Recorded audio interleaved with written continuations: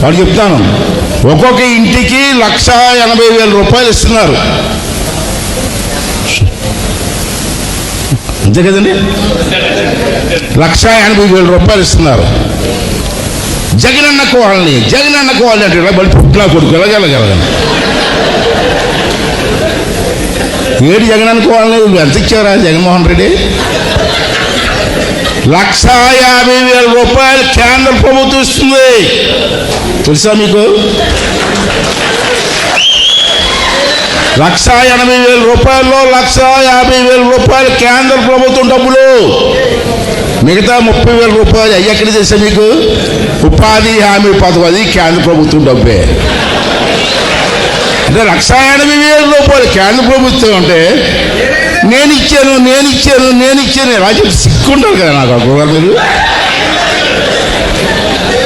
కేంద్ర ప్రభుత్వం ఇస్తుందా?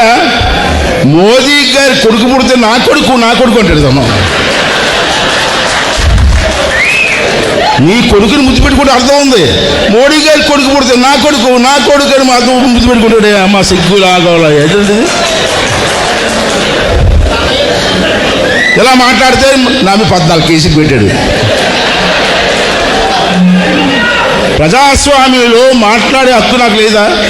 వద్దన్నట్టు ఇవ్వరురా, నేను మాట్లాడతాను, అది నాకు హక్కు. అంబేద్కర్ గారు ఇచ్చిన హక్కు నాకు. ఇవ్వడు మాట్లాడవద్దని నాకు.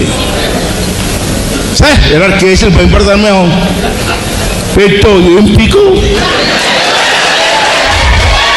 14 కేసులు పెట్టావు ఏం పీకో? పార్టీ కోసం ఏం పెట్టి పడతాం మేము. భయం పడే ప్రసక్తే లేదు. కాకపోతే ఇందాక చెప్పినట్టు ఈ 65 సంవత్సరాల వయసులో రేపు కేసు పెట్టాడు, ఒకటే బాధ ఉండదు. నేను తమ్ముళ్ళు అన్నలో ఈ వయసులో నేను రేపు చేయగలనా?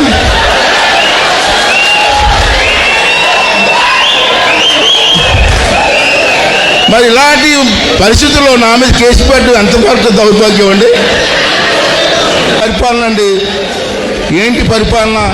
ఒకసారి మీరు అందరూ కూడా అర్థం చేసుకోవాల్సిన అవసరం ఉంది. చూశారు పోలవరం ప్రాజెక్ట్, ఆడు తెగ అసెంబ్లీలో ఎలా తూలుతూలి వచ్చేస్తుంది, నీరు వచ్చేస్తుంది అన్నాడు. మేము వచ్చేస్తాం అనుకున్నాను. నేను పోలవరం లేదు, 4 సంవత్సరాలు 4.5 సంవత్సరాలు పోలవరం లేదు, బొక్క లేదు. ఏంటిది?